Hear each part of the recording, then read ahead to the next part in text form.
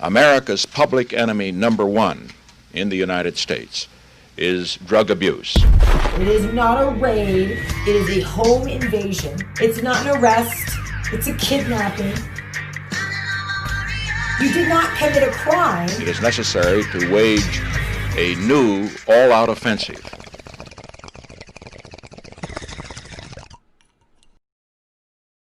Let's see. Ron Macari. Hi, Ron. Welcome. I haven't seen your name yet. I hope you didn't miss 420 with us, Ron. Ron says, weed should be legal and all people in prison should be released for marijuana sales and crimes. However, no child should die in the crossfire for a political agenda for a group who dictates whose Black Lives Matter. BLM, but our children are more important. Absolutely, man. And our children fall victim to this. I mentioned the story last week, a gentleman getting stopped in Nevada, and his child was taken into social services. Like, that child was ripped away from its parents.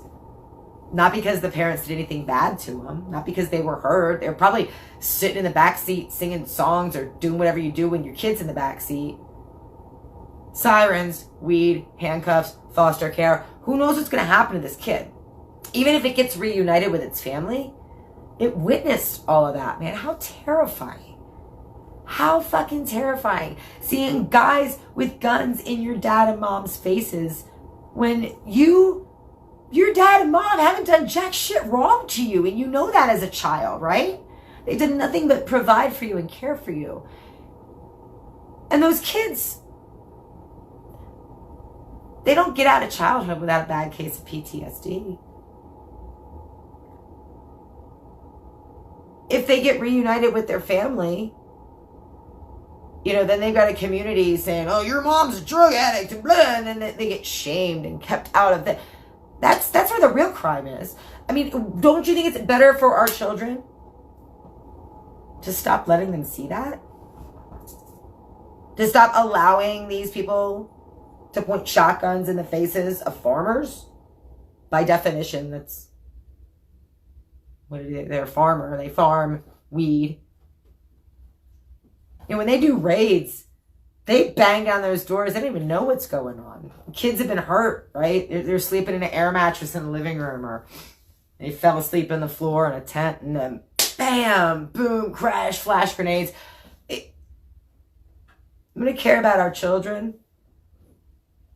I think part of that, and I agree with you, Ron, part of that is definitely ending this war of the citizens.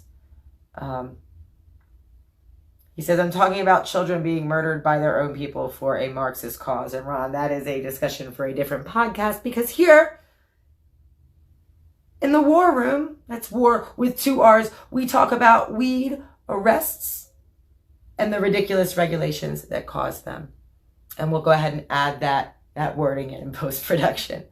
I can't comment to that. That's not my show, Ron. But I do appreciate you tuning in and bringing up that very important fact that, children's lives, absolutely are the most important in humanity, because they're the ones who are going to carry on, right? They're the ones who get the torch passed on to them.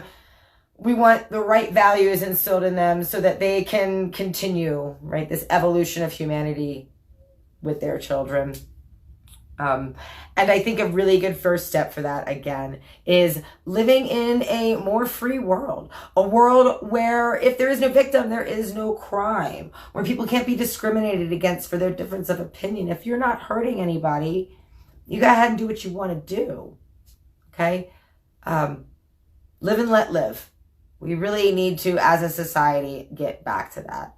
I mean, that's, after all, every 4 years, what we all get irritated about is old white guy in the red tie and old white guy in the blue tie, butting heads and arguing and bickering and calling each other names. And then you get this climate where people are like, I'm going to vote against blah, or I'm going to vote against blah. But nobody ever says, I'm going to vote for something, right? It's time to be for something again.